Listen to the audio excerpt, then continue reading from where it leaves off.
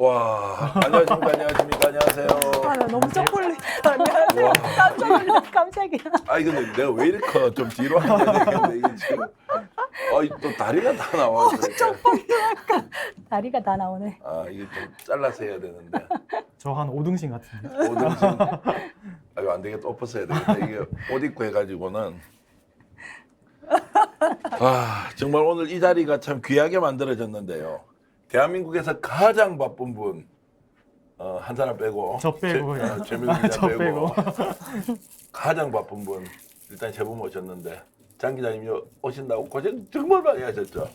네, 충무로에서 오느라고 지하철 3번 갈아타고 온 것 같아요. 와. 7시 20분에 MBN 뉴스와이드 마치고 네. 등촌동 가양역까지 오셔서 다시 네. 걸어오시려고 그러니 네, 또 이제 그 사실은 이렇게 도보로는 처음 와가지고 좀 예. 와서 또 좀 헤매기도 했습니다. 길을 못 찾아가지고. 너무 고생. 일단 고생하신 우리 장 박수. 기자님. 아니 오늘 광주 그 KBC 방송에 예. 본인 발언한 내용이 기사로 다 났더라고요. 아, 보셨어요? 그렇습니까? 아니, 못 봤습니다. 보셨구나. 예. KBC에 가서 오늘 방송하신 네, 내용이 아니, 기자 발언을 무슨. 오늘 그래서 이제 기사로 이렇게 해놔서 아, 이제 네. 장 기자님 보통 유명한 분 아니다. 아닙니다. 좀 잘 보여야 되겠다는 생각하고. 추앙하라. 추앙하라. 추앙하라. 별 말씀입니다. 자 오늘 이렇게 오셨는데 다 같이 일단 건배하면서 우리 네. 왁자지껄 따라야, 이제 술을 따라야 첫 된다, 시작인데 좀 따주세요. 또 소리가 되게 이경 우리 중요하거든요. 대변인 어디 계셔도 오셨어요? 저는 OBS. 방송하고 오셨어요? 네네네. 야 방송 안 하고 하루 종일 이 방송만 지난주 OBS 기다리나? 같이 아니, 했었잖아. 저물 마시겠습니다. 예. 하루 종일 방송 안 하고 방송 이것만 오로지 기다리면서 했던 사람은 내하고 재민우 오늘 출연 때문에 대구도 올라. 대구에서 감사합니다. 왔습니다. 아이고. 박수 추앙하라. 근데 내가 오늘 우리 시청하시는 분들한테 네. 미리 예고를 하면 최민우가 여기 올 자리가 안 되잖아요. 까면 안 되죠, 제가. 정치평론 경험도 없고 한데 오늘 특별하게 장기를 하나 가지고 왔어요. 그래서 그 장기를 좀 이따 보기로 하고 그 장기가 뭘 것 같아요? 이게 흔히 말하는 노래. 전생에 노래. 잠깐 노래를 했었어가지고. 봐봐, 노래 한다랬어. 현생은 아닙니다. 아 그래? 노래 할 아니 줄 근데 알았어. 술도 안 목소리가. 드시고 노래를 그러니까 바로 하세요? 혼자 맥주 한잔 하시고. 네, 혼자 한 잔. 짜자자자. 아유, 한잔 해야 돼. 자 한잔 하면서 이제 말씀 나누겠습니다. 네. 고생하셨습니다. 방송이니까 뭐 돌리는 거 없죠? 없지. 네, 없죠. 사실은 좀 마스크 쓰고 해야 되는데 아. 유튜브이기 때문에 마스크 안 써도 돼. 사실은 그 책망 같은데 마스크 쓰고 해야 되는데 네. 막 먹어도 돼. 그 맛있다. 아니 오늘 이야기부터 하면서 한번. 사실은 지금 코로나가 다시 심각해지기 때문에 이거 어떻게 해요? 예, 이런 건 하면 안 되는데. 아 그래요? 그럼요. 아직 정부에서 이제 제한 안 했으니까 정부 제한하기 전까지는 생길 것 하고 같아. 그래도 제한하고 나면. 근데 워낙 지금 뭐 이 변이 바이러스가 어떻게 확산될지 모르는 상황이라서 사실은 장 기자님 부탁 하나. 쉬운 상황은 아닙니다. 방송 아닌 것 같이 하기. 다음 주에는 칸막이를 넣고 투명하게 하는 방송 실제로 아닌 것 막 같이 국회 갔더니 다 이렇게 혼밥처럼. 예 혼밥 이제 시스템이더라고요. 벌써 그렇게 해놨죠. 지금 이번에 다시. 아니요 원래 했던 아, 거를 원래? 저기 그냥 바꾸지 않은 것 같더라고요. 예. 그 사실 우리 스픽스 때문에 이렇게 이제 모였잖아요. 오늘 사실 우리 그 PD들하고 우리 작가분들이 정말 애를 먹었던 게 우리 아침에 여기서 스픽스 뭐 뉴스 브리핑 하는 거 있고 정치본색 진행도 하시고 장윤선의 이슈토 픽도 하는데 이걸 포장마차처럼 이렇게 바꾸려고 솔직히 전 30분 하면 되는 줄 알았거든요. 3시간이 맞아요. 걸리고 오늘 이 장을 본다고요. 그리고 지금 동접자가 몇 분쯤 되는데 10명쯤 되는데 오늘도 막 동접자 좀 오시라고 부탁을 많이 해놨어요. 그래서 우리 스픽스의 이제 방송 캐치프레이즈가 단 한 명이 보더라도 최선을 다해서 방송을 한다는 이 정신을 살리는 것까지는 좋은데 준비가 3시간, 4시간 이렇게 걸리니까 야, 그 오늘 하면 코피가 이렇게 날 것 같더라고요. 그래서 오늘 준비해 주신 우리 제작진들한테 먼저 우리 박수 한번 드리겠습니다. 고생하셨어요. 고생하셨습니다. 신경보 감독, 김정은 PD, 그리고 우리 강희정 PD 감사해요. 또 이름 좋은 문하늘 우리 기술 감독도 오늘 생방송 송출한다고 정말 애를 먹었는데 스픽스가 이렇게 죽기 살기로 한번 해보려고요. 단 한 명의 시청자가 있다 하더라도. 아니, 그런 이야기 지금 하고 있는데 지금 음식이 넘어가요. 너무 맛있어. 너무 맛있는 오늘 이 것 자리 같아. 위해서 많이 저한테는 맛있네요. 이게 첫 끼예요. 첫 끼. 굶었습니다. 아, 진짜 적게요. 음. 근데 좀 이따 먹을게요. 그래도. 우리 방송 오래 하셨던 그리고 정치 전문 기자로 너무너무 유명한 장 기자님. 아니야. 솔직히 절대 그렇지 않습니다. 스픽스 해보니까 어때요? 사실 처음에 생각했던 거하고 와서 해보는 거하고 이렇게 음, 어설퍼져. 그렇지는 않습니다. 그래요? 그러니까 뭐 처음에 그 대체로 인터넷 방송의 시스템이 굉장히 열악한 거를 알기 때문에 그리고 그에 비해서 제작 환경은 그렇게 나쁜 것은 아니다. 아, 그래요? 이런 생각은 하고 그리고 아웃풋도 그렇게 나쁘지 않다. 그러니까 이를테면 지금 굉장히 넓은 것처럼 보이지만 굉장히 작은 스튜디오인데 맞아요. 예, 그런데 그냥 일반 시청자들이 보시기에는 그렇게 그림이 나쁘진 않다. 그 이유는 제가 보기에는 여기 와 있는 그 PD 선생님들이 감독들하고. 예, 굉장한 실력자들이시다. 저는 그런 생각을 합니다. 그러니까 이게 네, 정말 아니 근데 진짜 그 대체로 이제 인터넷 그러니까 뭐 소위 이제 주류 매체들도 인터넷 방송 많이 하지 않습니까? 예, 근데 예. 그 뭐 공중파를 제외한 그냥 뭐 이를테면 오마이티비라든가 굉장히 열악한 환경에서 일합니다. 근데 그런 거에 비하면 뭐 여전히 힘드시겠지만 그래도 굉장히 제작진들이 출중하시다. 다시 한번 강조해서 말씀드립니다. 방송 잘하시니까 방송용 멘트도 잘해요. 네. 우리 송 교수는 어때요? 이제 방송 좀 쉬시다가 뭐 아니, 출마도 하셨고 어디 또 경기도 부지사 이런 데 제안을 받았는데 그걸 포기하고 아니 오늘 저기 김동연 경기지사님 뵙고 왔어요. 또 오래요?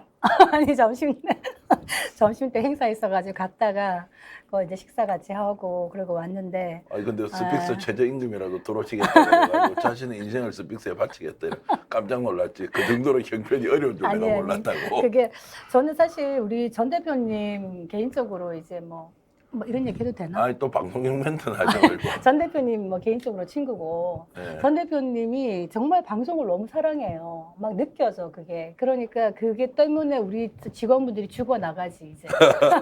죽어 나가는데 제가 이렇게 스픽스 보면서 일종의 벤처 같아. 언론 벤처. 그래서 돈이 있으면은 막 투자를 하고 싶은데 출마하느라고 빚을 좀 졌어요. 일단 투자하면 안 돼. 이런 데 투자하면 절대 안 돼. 그래가지고 할 수 있는 거는 마음을 한번 모아보자 이런 사실의 마음으로 왔고 이 스픽스가 분위기가 진짜 좀 가족적이에요. 그래서 전 대표님이 우리 직원들한테 대하는 것도 그렇고 나는 이게 잘 될 것 같아. 근데 좀 힘든 부분은 있는 것 같은 게 이게 유튜브 형식으로 나가잖아요 지금. 그러면 약간 좀 이렇게 이쪽으로 착 치우치고 이쪽으로 착 치우치고 사실은 그래야 되는데 우리는 그걸 또 지향하잖아요. 지양하니까 구석에서 우리가 존재감을 가질 수 있을까 늘 고민은 되는 그런 거 있어요. 연설이 길어지면 안 돼. 이 지금 갑자기 고수의 지금 방송을 특징적인 말이 확 많아져. 실제 장 기자님 술 안 드시죠? 예, 제가 술을 그러죠? 잘 아예 안 그러면 맞아요. 네, 네. 물하고 이게 아니 물 있습니다 여기. 예. 술 대신에 물하고 네, 뭐 네, 네. 소주- 제가 알아서 하겠습니다. 소주도 네. 있습니다. 물. 물 나도 주량이 약한데 오늘까지. 이경은 어땠어요? 스픽스 와서 이제 지금 일주일에 한 두세 번 나오시죠? 다음 주부터 또 뭐 특집도 하여튼 본인 직접 이런 거 이번 주도 방송할 3번, 다음 주도 예. 이제 다음 주부터 고정으로 3번 나오는데요. 저는 하나 놀랬던 것이 여기 이제 그 우리 뭐 PD님, 작가님 전부 다 이렇게 카메라 감독님 전부 다 되게 열정이 있다는 것이 되게 놀랐어요. 처음에 어디든 가든지 간에 거기서 같이 참여하는 스태프들이 약간 힘들게 끌려가는 수동적이면은 오래 못 가더라고요. 그런 곳은. 근데 여기는 오히려 대표님도 열정이 충분히 있으시지만 다른 분들이 마치 왜 우리가 어디를 가게 같은 데를 갔을 때 저분은 직원이다. 저분은 사장이다. 이게 느낌이 딱 오잖아요. 그 느낌. 근데 여기는 전부 다 대표, 다 사장 같은 느낌이었어요. 그러니까 내 회사 같은 느낌?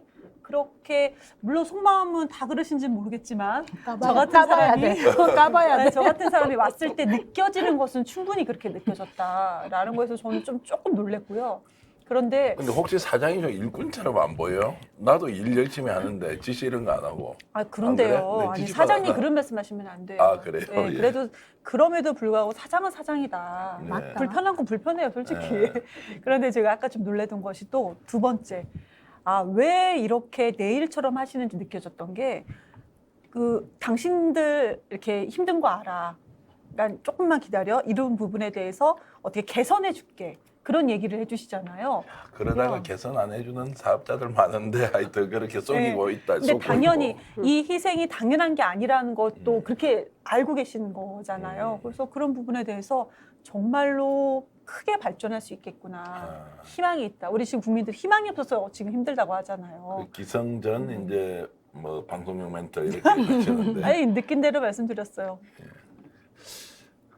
최 기자 어떤데? 최 기자는 방송해 보니까 근데 짧게 길어지니까 재미가 갑자기 없어지고 있었어. 저는 뭐 오늘 촌철살인. 매일매일 놀라고 있는데 뭐 때문에 놀라냐면 저희 전 대표님의 추진력에 놀라고 있거든요.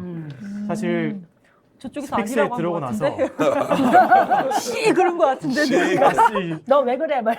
아, 자꾸 제가 잘 내가 먹을 대변했죠. 때. 그죠?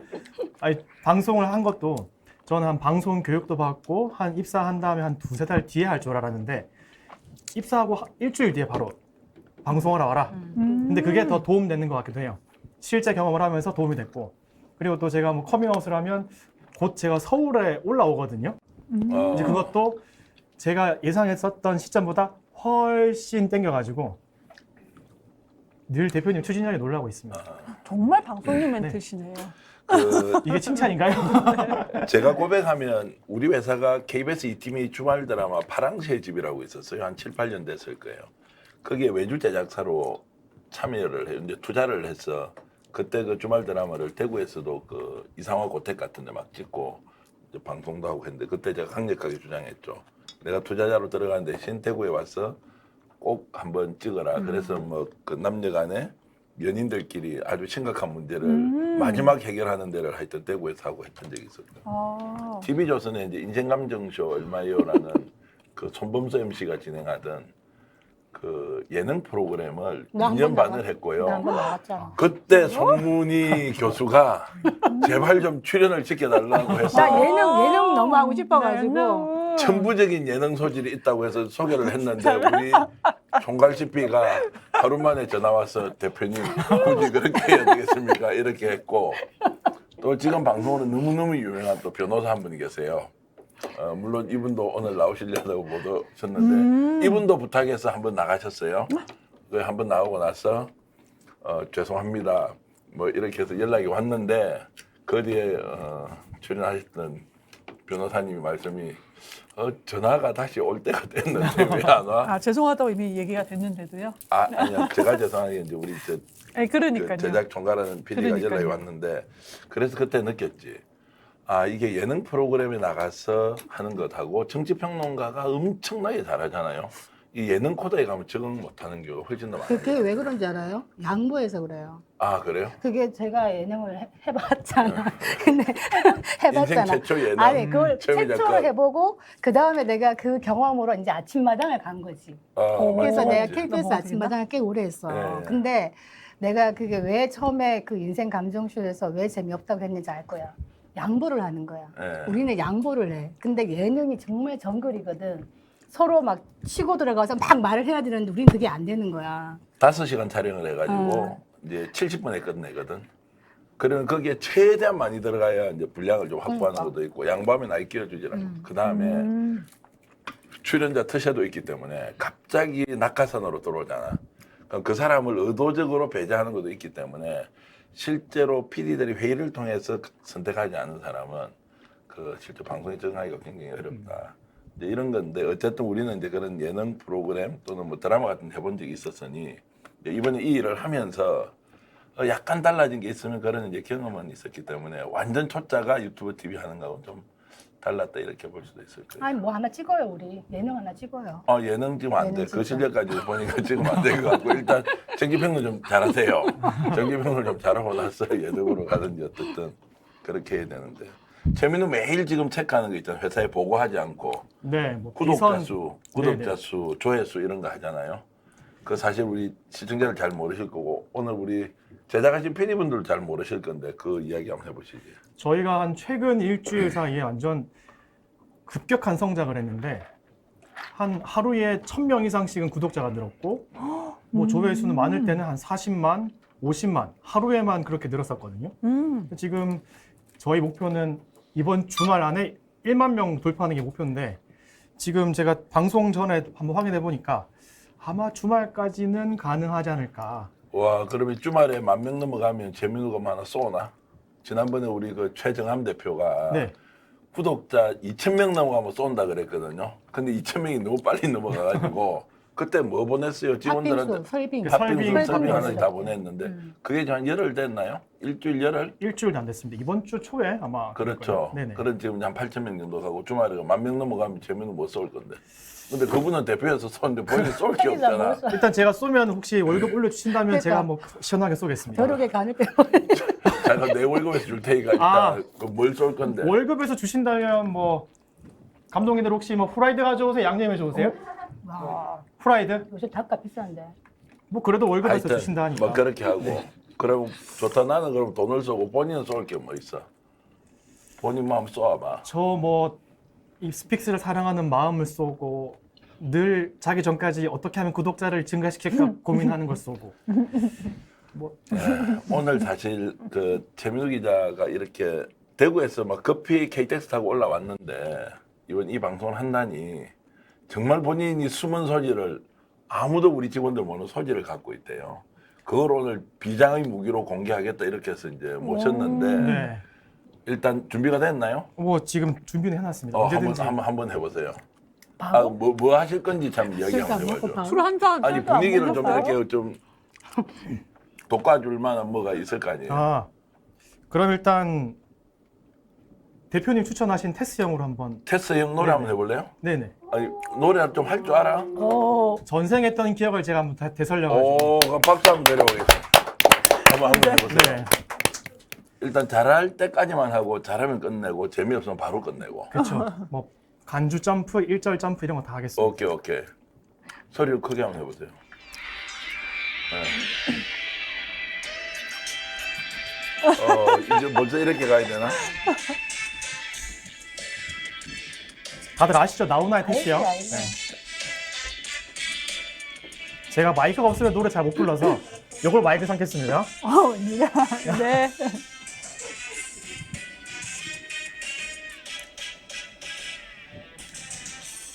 어쩌다가 한바탕 턱 빠지게 웃는다. 그리고는 아픔을 그 웃음에 웃는다. 그저 준 오늘이 고맙기는 하여도 죽어도 고마는 또 내일이 두렵다. 아 테스 형, 수영. 아 테스 형, 세상이 왜 이래, 왜 이렇게 힘들어. 자, 일단 그까지만 아 하시죠. 테스 형 준비하기 또 있는데. 아 그래요? 소크라 윤석열이 형 세상은 또 왜 이래. 여기까지. 아 제가 소크라 윤석열이 형을 준비했는데 갑자기 대표님께 눈치가 치워주셔서 없어. 정말 기대를 많이 했는데 엄청 그죠? 좋으신데요? 저 정도면 굉장히 좋은 거예요. 우리 엄청 저 좋으시죠. PD님들 엄청 잘하는 거예요. 마이크 숟가락 그래요? 마이크로는 엄청 제가 사실 잘하신 거예요? 트로트가 전공이 아닌데 특별한 주문이 그치. 있으셔가지고. 아 그래요? 네네. 뭐가 그쪽- 전공이신 거예요? 그러면 다른 이제 아름다운- 성악이는 들려요? 아름다운 노래. 아 아름다운 노래. 아름다운 노래. 그 아름다운 노래 좀 이따 갑시다. 일단 지금 계속 하면 선수 안 보호 돼요. 차원에서 잠깐 쉬었어요. 아이고 선수 보호가 아니고 일단 선수 배제 차원에서 좀 해야 될 것 같고. 아이고 지금 내가 마음이 막 그냥 두근반 세근반이에요. 네. 아니 뭐 얼굴에 너무 힘든 게 지금 남아 있어가지고 오늘 너무 고역을 우리가 오시는 길에 아니, 그러니까. 예, 저는 이런 컨셉인지 모르고 그냥 저는 그냥 그 정치 토크하는 자리 잡고 왔다가 그래서 아이고, 네, 그래. 제가 컨셉을 잘못 알고 왔구나. 아니 그건 아니고 이제 네. 정치 이야기를 이제 하려고 하는데 네. 어쨌든 도입 부분에는 이제 왜 이 사람들이 이렇게 모여가는지 이제 얘기를 한번 해보고 싶었고요. 그 혹시 대출 갖고 있어요? 대출. 저도 대출. 저는 막대한 대출. 그다음에 대출. 제가 오늘 점심 때 이제 증권사 누굴 만나가지고 진짜 돈을 좀 빌리려고 어떻게 해보니까 와 상상 초월이에요 금리가. 그래서 빌리는 것도 매우 어려운데 이자 감당을 하려고 하니까 이 앞이 진짜 안 보여가지고 와 이게 뭐 오늘 너무 절망을 했어요. 대출이 있습니까 집에? 아니 다 저는 아파트 들고 다 아니 있잖아요. 그거는 이제 다 남편 명의로 예. 다 되어 뭐 있는데 튀어나왔어요. 네. 지금 막 이야기가. 내 빚이 있지. 네. 우리는 이제 부부 그걸로 따르게 하는데 내 선거 나갈 때 또 캠프 생활 한 9개월 하면서 내 돈 썼지 선거 나갔지 그게 다 빚으로 남은 건데 남편이 왜 나가냐 그래갖고 이제 아직 안 갚아주고 있어가지고 남편한테 애교를 떨어보고 안 되면 내가 갚아야 돼. 그래서 내 빚이 있는 거지. 근데 대출 빚은 아니고. 대출이죠. 대출했죠 내가. 그럼 몇 프로인데 지금 신용? 몇 프로 내가 신용으로? 그런 개념이 없죠. 아니 신용은 아니죠. 대출 받아. 담보대출? 뭐 난 땅도 있고 하니까. 지금 약 올리. 아니 대출 없어? 본인은? 저는 다행히 대출 없습니다. 아 그래? 그래 뭐 이제 작게 먹고 가늘게 사는 게 그냥 딱 버는 돈만큼 이렇게 하고 아니면 일찍 집을 잘 샀어 그런 거야. 일단 뭐 지금 제 집은 없는데 뭐 그래도 여러 가지 도움을 주셔가지고 대출은 없고 단 뭐 금리가 오르니까 좀 부담되는 게 제가 원래 올해 하반기나 내년 초에 차를 사려고 그랬거든요. 뭐요? 차. 아니, 차를 사려고 했는데 잘못 들어 산을 산다고. 아니, 제 나이에 산 사면 안 되죠. 아니 나는 자연인데 이런 사람 산 미리 사놓고 차를 사려고 했는데 약간은 좀 뭐 땡겨가지고 하려 했는데 금리가 올라가면 차 사는 것도 참 부담스럽지 않을까. 차를 대출로 이제 뭐 리스나 이렇게 사야 돼요. 네, 약간은 뭐 빌려가지고. 그거 비싸 그렇게 하면. 네. 근데 그런 거는 이제 고민을 하고 하면 있습니다. 뭐 좀 힘들어지만 안 해도 되는 건데 네. 이제 안 하면 안 되는 사람들은 이제 대출 이런 거 하면 금리 오르니까 뭐 고정 수익 가지고 이게 해결하는 게 굉장히 어렵겠다 이렇게 싶더라고요. 차보다는 산을 사는 게 나아요. 그 돈으로 사는 사건. 산이 비싸지 않아요. 산이 비싸지 않고 의외로 산을 경매로 사가지고 어떤 지인이 산을 샀는데 거기에 있는 그 바위하고 나무가 너무 비싼 건 거야. 그걸 팔아가지고 또 돈을 벌었어. 그 무단 반출하면 그 불법이고 자기 건데 그거 다 되더라고요. 그게. 그래서 하여튼 차보다는 산을 사는 거야. 네, 산 살려면 좀 도시 계획을 좀 미리 좀 봐가지고 이쪽에 도로가 날지 뭐가 들어올지 좀 봐야 되는 거 아니에요? 근데 대출 없으시구나. 아니 저는 그래도 소액 대출을 예. 꾸준히 예. 제가 그러니까 연봉이 딱 있는 것이 아니니까 예, 소액 대출은 꾸준히 있죠. 그런데 그 소액마저도 금리가 올라가니까 이자 부담이 이제 매달 있잖아요. 예. 그런데 그렇게 작은 신용 소액 대출은 또 이자가 또 높아요. 그런데 소액임에도 불구하고 야 이자가 이렇게 부는 게 막 느껴지죠. 그리고 전 요즘 또 이 대출도 대출이고 전 개인적으로 우리 그 꼬맹이가 이제 유학을 가겠다. 근데 환율이 이래가지고 지금 돌기 직전이에요. 이미 막 추진을 했는데 이게 환율이 어느 정도 예상을 하고 이렇게 되는 것이 아니고 갑자기 급격하게 막 올라가잖아요. 그래서 이거 진짜로 돈 없는 사람들은 어떻게 사나. 솔직히 개인적으로는 되게 답답해요. 남이 보실 때는 또 제 주변 지인들이 보실 때는 그래도 텔레비전에서 방송 나오고 그러니까 살기 편하다고 생각을 하시는데 실제 삶은 그게 아니거든요. 솔직히 뭐 집도 뭐 엄마 집인 거고 전 차도 옛날 차 그냥 안 바꾸면 그냥 타는 거라 문제는 되지는 않아요. 그런데 솔직히 삶이 팍팍하죠. 그게 느껴져요. 피부로. 네, 좀 그런 상황이에요, 지금. 그런데 저도 이런데, 그러면은 정말 국민들, 제 주변 지인들도 그러고, 국민들은 어떨까? 이런 생각이 좀 들더라고요.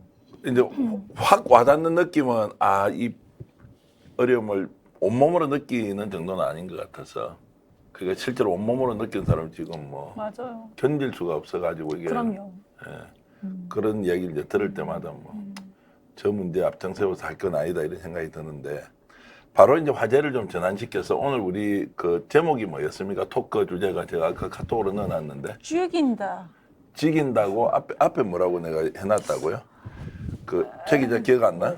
술 한잔 했더니 기억이 안 나가지고 한번 그래 보겠습니다. 그래. 예. 그 경상도 말로 죽인다 하는 말은 이제 뜻이 두 가지가 있어요. 야, 저 죽인다 이렇게 하면 와, 참 좋다는 말 하나 오고. 와, 저 새끼 진짜 사람 죽인다 이렇게 하면 완 징허다 뭐 이런 거. 전라도 말로는 뭐라 그래? 징허다 그럽니까? 음의 징어네. 징어지. 음의 징어네. 이거 맞나? 이렇게 이런 거 징어다. 같은데. 거시기하다. 그 갑자기 나라가 조폭공화국이 돼가지고 검찰들이 막 수사권을 가지고 뭐 사람을 죽이니 살리니 오늘 박지원 뭐라 그럽니까 저 뭐 출국 금지 시키고 서우는 아니 나는 세상에 이런 거 처음 봤어요. 입국 통보 제도라는 게 있어요. 나는 출국 금지까지는 내가 들어봤는데 용어 자체가 굉장히 생소하던데 기자님. 뭐 이미 나가 있는 경우에 법률적으로 입국 소환이 통보라는 필요할 때는 이제 들어왔음을 알리는 신고하라는 거죠. 입국 신고 같은 그 개념. 입국 신고하는 게 이게 단어도 굉장히 생소하다. 그만큼 너는 범죄자니까 일단 들어와서 조사를 준비하고 범죄자라기보다는 범죄 혐의가 혐의자. 있다고 보고 이제 조사가 필요한 단계다 야, 이렇게. 참 보실 찍인다 것 이런 같은데. 생각이 좀 들고. 근데 보면 서훈 원장 같은 경우에는 지금 학교 문제 때문에 그 초대를 받아서, 그러니까 예. 그 미국의 학교에 초대를 받아서 이제 가시려고 준비하는 걸로 알고 있고, 그래서 뭐 여기 정리해서 뭐 몇 년 나가신 걸로 알고 있고, 그리고 김현철 장관 같은 경우에는 이제 해마다 여름이면 아이들이 미국에서 공부를 하고 있어가지고 늘 갔었는데 마치 무슨 그 도피성으로 미국을 간 것처럼 보도가 이제 쏟아져서 제가 어제 카톡으로 이제 대화를 주고받았는데 아, 김 장관하고요. 예. 네. 근데 시간이 다르니까 자고 일어났더니 너무 황당한 뉴스가 많이 나왔어요. 저 7월 말에 들어갑니다. 이렇게 왔어요. 그래서 그 여러 기회가 있으면 오해 없게 전달을 좀 잘 해달라는 당부를 저한테 하셨는데요. 이를테면 지금 그 서해 공무원, 그다음에 동해 어부 이게 두 가지 문제가 거론되는 것 같습니다. 그러니까 그 윤석열 대통령이 당선된 지 지금 2달 만에 지지율이 이제 30% 이제 곧 20%까지 떨어진다는 전망이 막 나오고 있고 반등의 포인트가 없다. 뭐 이런 얘기들이 나오고 있는데요. 그 가운데서 이제 북한 이슈가 제기가 된 거죠. 그러니까 이제 평범한 시민들이 보기에는 뭔가 지지율 뉴스를 좀 줄이고 뭔가 새로운 색깔론으로 이렇게 공박하는 거 아니냐라고 민주당 또는 민주당 지지하는 분들은 이렇게 보시는 것 같고요. 국민의힘 입장에서는 아니다. 이 사람들이 잘못한 게 너무 많아서 그 조사도 필요하고 그리고 또 확인할 것도 있어서 일단 그 고발도 하고 그리고 출국 금지 또 입국 신고 뭐 이런 개념으로 해서 묶어놓는 거다. 양측의 주장이 대립하고 있는데 변하지 않는 거는 사실 같아요. 그러니까 양측 주장 말고 오늘 듣고 싶은 거는 네. 실제 장 기자님이 봤을 때 뭐가 진실이에요. 그러니까 적폐 청산을 앞장 세워놓고 흔들기를 하고 지지율을 반등시켜서 국정 동력을 확보하겠다 이런 거 아닌가요? 제가 분석하기에는 그 어찌됐든 뭐 저는 지지율에 관심이 없습니다. 네. 국민만 보고 갑니다라고 대통령은 말하지만 지지율이 국정의 동력이거든요. 그러니까 국민들이 얼마나 지지해 주는가에 따라서 이 정책을 계속 밀 거냐, 후퇴할 거냐, 뭐 이런 거를 결정하게 되지 않습니까? 그런 면에서 보면 지지율이 생명인 거죠. 이렇게 많은 국민들이 나를 지지한다. 근데 오늘 나온 갤럽 조사를 보면 70대를 제외한 나머지 그리고 이제 대구 경북에서도 어제 나온 조사죠. 거기에서는 한 50% 이상이 지금 지지 철회를 하고 있는.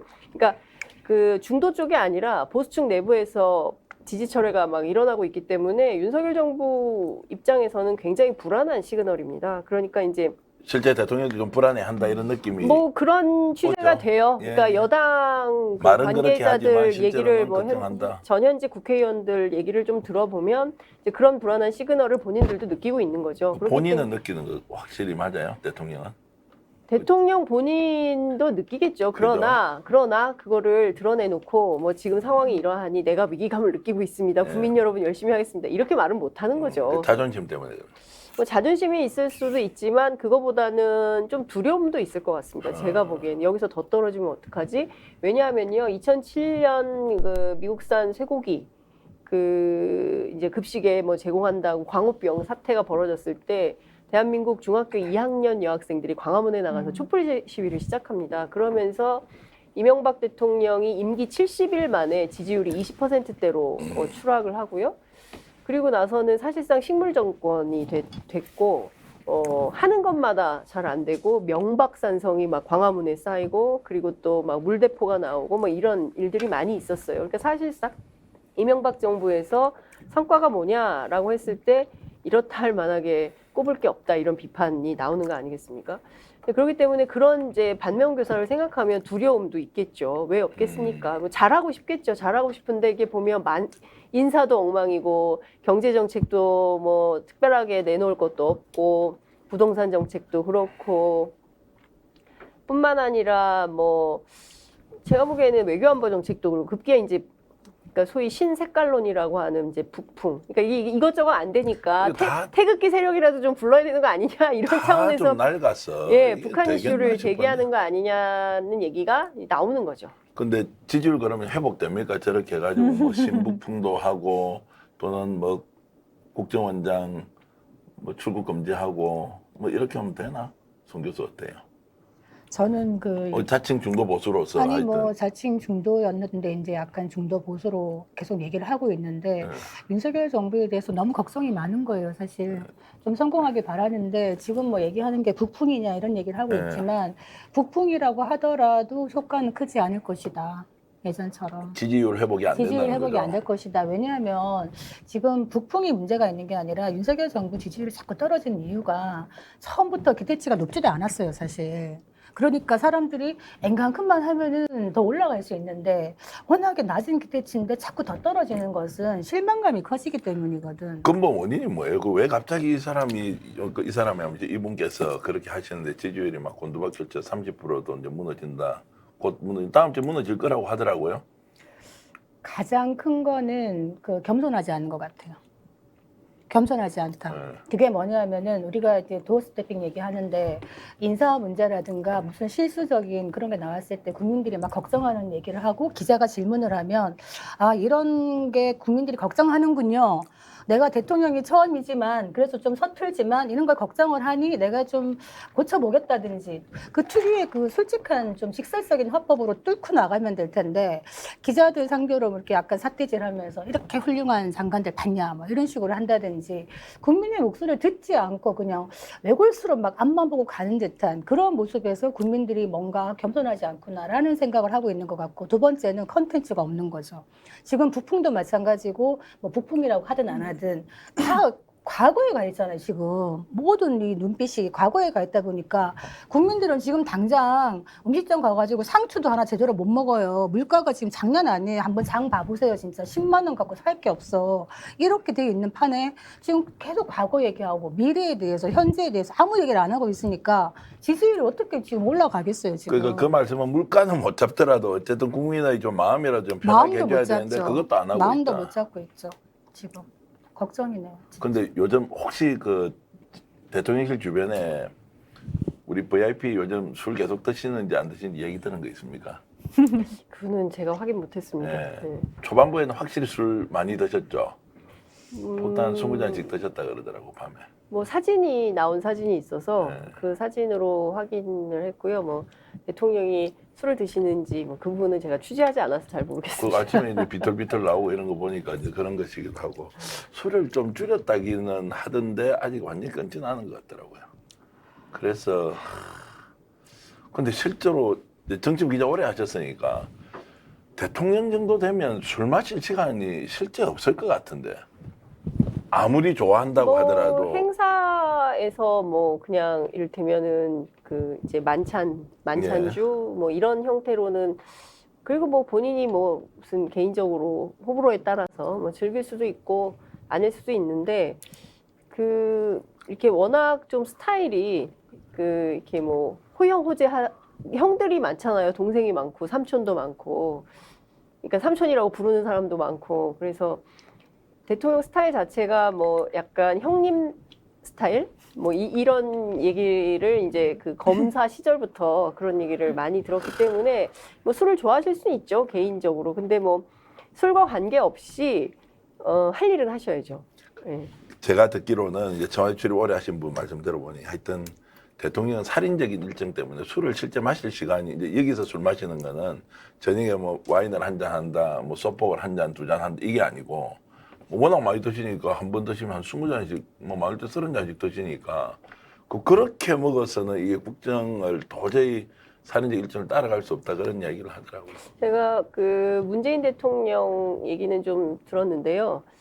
그 이제 퇴근을 윤석열 대통령 퇴근 6시에 하는 걸로 전해지고 있는데 문재인 대통령은 6시에 퇴근하신 적이 거의 없고 그리고 퇴근 이후에도 늘 이렇게 서류를 산더미처럼 갖고 가서 비서들이 집에 가서는 그만 일하시라 이렇게 네. 얘기를 많이 했대요. 그런데 시간이 없는 거죠. 볼 게 너무 많고. 볼 게 너무 많고 이제 검토해야 될 자료가 많기 때문에 잠자기 직전까지 서류를 봐야 그 이튿날 이제 보고 받을 때 뭐 문제제기도 할 수 있고 지적도 할 수 있고 이거는 대안이 뭡니까 이렇게 물을 수가 있잖아요. 그러니까 예. 알아야 질문할 수 있잖아요. 모르면 질문도 못 하는데 이제 윤석열 대통령께서 이제 그 압박 면접을 부차별로 하시겠다고 했는데 그럼 공부를 해야 됩니다. 공부를 안 하면 압박 면접을 할 수가 없어요. 공부하시겠죠. 그 사실 저처럼 이게 하시겠죠.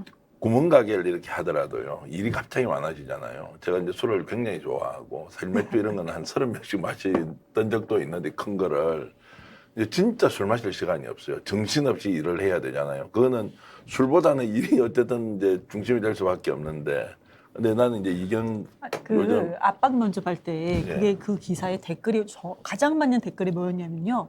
뭘 알아야 압박을 하지. 예. 그 댓글이 가장 많았어요. 뭐 포털 어느 포털인지 상관없이 그게 가장 많았고 우리 또 청년들끼리 이렇게 청년이어봤자 이제 뭐 80년대생들 이렇게 같이 뭐 밥이라도 식사라도 하고 저녁에 이렇게 모이면은 요즘에 이제 북쪽 그러니까 북한 이슈잖아요. 그러니까 저희 세대가 완전 유치원 다닐 때 산에 가면은 삐라 같은 거가 그게 진짜 삐라인지 가짜인지도 모르겠어요. 그런 게 있었거든요. 근데 그거는 정말 저희한테는 그냥 이게 장난에 불과해요. 이게 진심인 적이 없었던 거예요. 근데 요즘 시대에 웬 북한 이슈? 이런 생각이 드는 거예요. 웬 북한 이슈?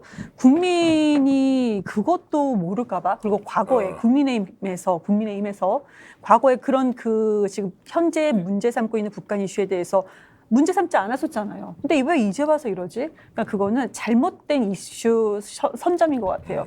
이슈는 이슈로 덮는다고 해서 그걸 선점한 것 같은데 그거는 지금 국민 공감대가 전혀 그러니까 우리끼리 술 먹으면서 너무 촌스럽지 않아? 지금 그게 어울려? 이런 소리를 하고 있죠. 제가 민주당 쪽에 계신 분한테 이런 데 궁금증은 있더라고요. 솔직히 말해서 윤석열 정부 잘 안 되기를 바랍니까? 민주당은? 야, 저 완전히 지지율 폭락해서 그냥 막 정말 나라가 휘청휘청하기를 솔직히 바라는. 솔직하게 되게 두려워하고 있어요. 그런 부분에 대해서는. 그렇죠. 그렇게 네. 바라지 않잖아요. 그럼요. 경쟁에서 솔직하게 게임에서 두려워요. 왜 졌는데 그러면- 다음에서 다시 뭐 총선이나 아니 그것도 네. 모르고 지금 현재 우리가 힘들고 막 정작 예. 내 가족이 힘들고 내 이웃이 힘들고 우리 마을 동네 사람들이 힘든 거예요. 근데 솔직하게 지금 이런 상황에 대해서 그래 완전 폭삭 망해라 이렇게 못 되고 있는 거죠 지금. 망하면 그럼- 남의 일이 아니지. 그러니까요. 그게 우리 우리가 일인데. 망하는 거예요. 그래서 민주당이라고 하더라도 어차피 할 거 그럼 잘해라. 잘하면 우리도 꼼꼼하게 할 텐데 지금 뭐 망해라 이런 거는 없는 것 같아요. 지금 현재 분위기. 그러니까 저도 뭐 똑같은데 그런데 이제 막 비판을 하잖아요. 이렇게 피드백이 와요. 아니 좀 잘하려고 노력하는 좀 봐주지 왜 너희들은 지켜 봐주지도 못하느냐 그냥 하는 것마다 왜 발목을 잡아서 우리를 못 살게 구느냐. 아니, 솔직히 저희가 지적하는 부분, 민주당에서 지금 지적하는 부분이 억지가 아니라고 생각하거든요. 그것을 정말로 경청하고 바꿔야 되죠. 왜 그것을 왜 지적질만 하냐라고 해서는 안 된다고 생각을 해요. 그런 느낌이어서 아 이분들이 더 정신을 못 차리고 있는 거 아니냐 진심으로 지적을 해서 국정 동력을 회복하고 지지율을 높여서 좀 더 좋은 정치를 해서 국민들의 선택폭을 넓혀달라 뭐 이제 이렇게 생각하는데 그런 좀 심리적인 이제 쉽게 얘기하면 방어나 뭐 이런 건 뭡니까 국민의힘 쪽에 있는 사람들은? 제가 보기에는 이제 그런 이제 방어라기보다는 보면 준비가 잘 안 돼 있는 것 같다. 그러니까 최근에 제가 그 민주당 삼선 의원하고 이제 통화하다가 그분이 그런 얘기를 하더라고요. 우리도 참 형편없지만 국민의힘은 더한 것 같다.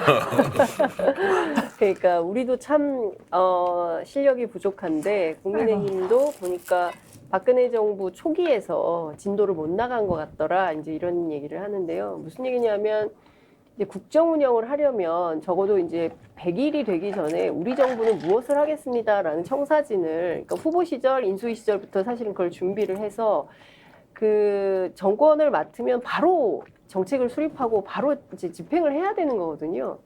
근데 보면 전반적으로 특히 이제 경제 분야에서 조세 정책 같은 경우는 무조건 다 문재인 정부하고 반대되는 방향으로 하는데 그것이 이를테면은 뭐 법인세, 뭐 상속세, 뭐 종부세 뭐 이런 거 깎아준다고 해서 그리고 재벌 총수 뭐 사면한다고 해서 우리 경제가 좋아지고 우리 살림살이가 나아지고 이제 물가가 잡히고 이런 것은 아니다. 이런 얘기는 저희들 같은 기자들이 하는 얘기가 아니라 재정학자들이 하는 얘기거든요.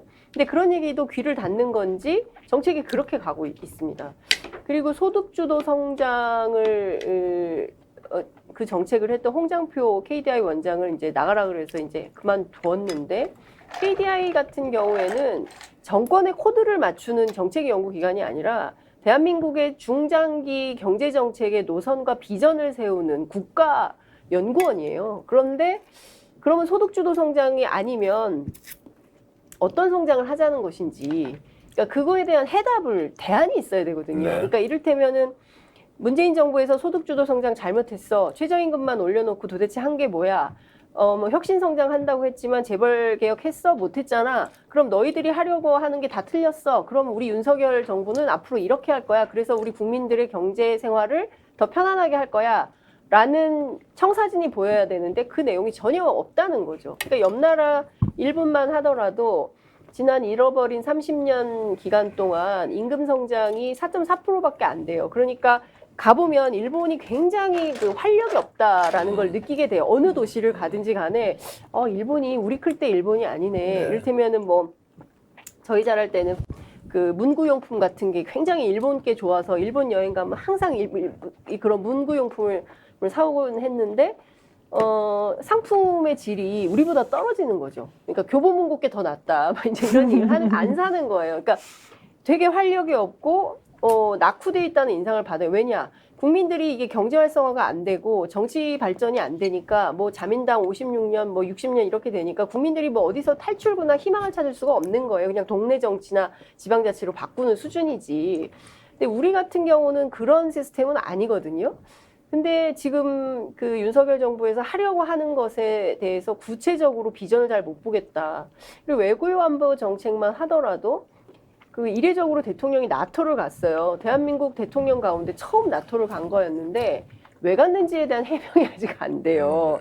그리고 우리는 동북아시아에 살고 있기 때문에 동북아의 평화와 안정을 위해서 육자회담이라는 다자 틀을 통해서 평화 안정 공존 번영 뭐 이런 거를 주도적으로 했단 말이에요. 그리고 이제 그 다자 외교가 중요하기 때문에 한반도의 이 지정학적 위치 때문에 그렇습니다. 우리가 뭐 이 땅을 떠가지고 어디 딴 데로 이사 갈 수 있으면 모르는데 그게 안 되잖아요. 그렇기 때문에 죽으나 사나 이 땅에서 아이들 키우고 살아야 되기 때문에 그러면 중국하고도 관계가 좋아야 되고 일본하고도 관계가 좋아야 되고 러시아, 북한 이 다 이게 이제 이야기가 그만하라는 얘기인데 아니 그대로 말씀하시고 하여튼 그 보면 그 이제 그런데 이제 지금 뭐 그러니까 이른바 이제 소위 신냉전 구도 북중러 대 한미일 이거 언제 많이 했냐 MB 때 하던 거거든요. 뭐 비핵개방 3천 뭐 이러면서 사실상 이제 대결 구도를 자꾸 만드는 게 우리한테는 이렇게 도움이 안 된다는 거죠. 근데 국민의힘 내부에서도 그런 얘기를 합니다. 아니 중국 가서 짜장면 먹고 일본 가서 우동 먹으면 되는 거 아니야? 왜 일본 가서 짜장면 얘기하고 중국 가서 뭐 그럴 필요 없다. 근데 너무 경직돼 있다. 너무 옛날 올드 패션이다. 이런 얘기를 국민의힘 의원들도 얘기를 하고 있어요. 그러니까 제가 보기에는 자기들도 이건 아닙니다라는 생각들이 있는 겁니다. 그런데 지금 뭐가 문제냐? 아무도 얘기를 못 하는 거예요. 대통령 앞에서 그렇습니다. 예, 그러니까 이게 아니고 누군가는 직을 걸고 이게 아닙니다라고 얘기를 해야 되는데 2달밖에 안 됐잖아요. 아마 지금 저 신원조회가 아직 안 끝나서 기다리고 있는 사람들도 있을 겁니다. 그래서. 근데 들어가야 되는데 대통령이 이러니까 그래서 지금 제가 최근에 들은 얘기 중에 제일 기가 막힌 얘기가 뭐냐면 홍보 수석은 있는데 홍보기획 비서관을 아직 못 찾았어요. 그래서 이제 당인들이 막 찾고 있는 거예요. 기자 출신 뭐 누구 갈 사람 뭐 당신 가실래요? 당신 가실래요? 여기저기 막 알아보고 있는데 아무도 가고 안 싶어 간다. 하지 않는다는 거예요. 그래서 왜 안 가고 싶어 하냐? 옛날엔 그렇게 가고 싶어 하는 기자들이 많았는데 왜 안 간다는 것이냐? 이걸 맞출 수가 없을 것 같다. 들어가서. 그러니까 들어가서 코드를 맞춰서 일을 해야 되는데 이제 다 국민들이 아는 거예요. 이 길은 아니라는 걸. 그러니까 출범 2달 됐는데 대통령을 옹호하는 사람은 그 권성동, 장제원만 있고요. 그다음 100명 있잖아요. 보수 패널조차도 이러면 안 된다고 다 이야기를 하고 보수 언론조차도 대통령을 지금 멀리하는 거. 나는 대통령이 좀 안 된 것 같아. 그러니까 이렇게 말하면 좀 아니 이상하게. 자업자득 하신 분한테 안 됐다는 이상하게 얘기를. 들리겠지만은 뭐 아까 나토 왜 갔냐, 저도 방송에서 나토를 왜 갔냐, 그래 이왕 갔으면 뭘 가져갔냐, 콘텐츠 뭘 가져갔느냐 이런 얘기를 했는데 모든 일이 있어가지고 이런 부분들을 좀 세밀하게 조정하는 외교안보 전문가들이나 북한 전문가들 얘기 들어보면 너무 걱정이라고 다 얘기하는 거예요. 근데 그런 분들이 왜 그 앞에 가서 얘기를 안 하냔 말이야. 지금 들어가 있는 분도 다 전문가예요. 저도 알고 있지만. 그런데 왜 대통령 앞에서 이런 말들을 안 할까? 윤석열 대통령이 말을 아예 안 듣는 사람은 아니지 않겠냐라고 나는 좀 믿고 싶어. 그런데 아까 얘기했듯이 나는 순서리 비서관 만들으라고 하는데 안 만들잖아요, 지금. 그러니까 나는 대통령도 조금 외로울 것 같다라는 생각을 해. 이럴 때 사실 옆에서 안 됩니다라고 얘기하고 국민의 목소리를 얘기해주는 사람이 있어야 되는데 없는 것 같아. 근데 저는 솔직히 윤석열 대통령이 안 됐다고 생각하지 않은 이유가 뭐냐면 국민의힘 쪽에서도 왜 우리 그 약식 기자회견, 약식 회견 얘기를 한대요. 왜 그렇게밖에 안 되냐. 대통령한테 그런 보고서 같은 거 만들어서 올리지 않냐. 그러면은 다 한대요. 그런데 이 결과가 이렇게 나와. 그거를 국민의힘 측에서 대통령실 지인분과 통화하면서 나왔던 정보가 이거거든요. 그런데 다른 것은 안 그러겠습니까? 그 준비하는 사람들, 능력 있는 사람도 있겠죠. 설마 다 검사만 있고 다 그거 뭐냐. 아까 홍보수석실 거기에 그 무슨 안정권 같은 누나 그런 사람만 있겠습니까? 있을 것 같아요. 그런데 그것이 만들면 뭐합니까? 적용을 해갖고 이거를 받아들여서 그대로 이제 이행을 해야 되는데 대통령이라는 사람이 그렇지 않는 것 같아요. 그것은 이유는 모르겠어요. 그러니까 술을 먹고 다음날 새벽에 아니면 전날 저녁에 술을 먹는 시간 때문에 그거를 준비할 시간이 없는 것인지 아니면 그걸 다 보고도 나는 내 방식대로 할 거야 하는 것인지는 아직 모르는 것 같아요. 근데 지금까지 저도 개인적으로 취재한 바에 의하면 이거를 이렇게 해달라고 전문적으로 해서 그래도 뭘 해서 내놓기는 한대요. 근데 그것이 이행이 안 된다. 그럼 이행이 안 된다는데 네. 둘 중에 하나인데 대통령한테 갔는데 대통령이 이거나 못하겠어 내 식대로 하겠다 이렇게 할 수도 있고 실제로 대통령한테 가기 직전에 누가 이걸 좀 다시 보는 거 스크린 하는 거예요. 오, 그런 거 아닌가? 그럴 수도 있겠네요. 진짜 누가요? 비서실장이 이거 지금 민심의 흐름이 이런데 대통령님 이거 좀 챙겨서 가야 되겠습니다 하면 아무리 대통령 성질이 독특하다 하더라도 그 얘기를 안 들을 수 있어요. 근데 늘 보면 출근길에 대통령이 차에서 내리자마자 옆에 딱 강인선 대변인이 붙어오거든요. 예. 하니까 제가 봤을 때는 딱 차에서 내리자마자 이렇게 뭐 속사포로 말하겠죠. 예. 안 보이듯이 그냥 뭐 당부 사항을 다 말을 할 건데 딱 기자 앞에서는 그냥 본인 스타일로 말을 하는 거죠. 근데 반면에 저는 사실 그 도어 스태핑 때 윤석열 대통령이 자신만의 화법으로 말하는 건 되게 좋아해요. 왜냐하면 이게 필터 거치지 않고 바로 말하는 거니까. 근데 이 모든 것들이 경제와 이 인사 때문에 불거진 게 아닐까. 만약에 뭐 경제도 좋았고 뭐 인사도 국민들이 다 이해할 만한 인사했으면 뭐 도스태핑 때 그렇게 막 직설적인 화법하더라도 다 이해하지 않았을까. 나도 같은 생각이야. 네. 근데 강인선 그 대변인에 대해서 저는 완전 다른 생각이에요. 그분 스타일 보면요. 대통령한테 한마디도 안 해요. 예를 들어서 대변인이 국가를 위해서 대통령을 모시고 대변인 한다면 이야기해요. 역대 대변인이 대통령이 직접 통화하지 않는 사람 없어요. 근데 왜 대통령이 저렇게 하느냐. 본인이 시도를 했는데 완전 포기했거나. 그러고 아침마다 회의할 때 대변인 들어오고 국정상실장 들어오고 비서실장 들어오고 한 8인 회의가 보통 되는 모양이더라고요. 그 이야기 안 한다. 왜냐 해봐도 소용없으니까. 근데 그거 대변인요. 그렇게 대변인 저도 해봤지만, 그러니까 권력을 갖고 있는 리더들 있잖아요. 크든 작든 그런 리더가 있으면 대변인이 아무리 옆에서 말을 해도 리더가 듣지 않으면은 투과가 안 돼요. 그러니까 한두 번 하면 네, 이제 더안 포기하는 들으면 얘기 안 거죠. 한다는 그리고 거예요. 저는 도어 스태핑 또 꼭 얘기하고 싶은데 지금 뭐 도어 스태핑 너무 문제가 많다. 저렇게 실수가 많아가지고 막 이런 얘기하고 대통령실에서도 막 중단하려고 굉장히 노력하는 것 같은데 저는 반대예요.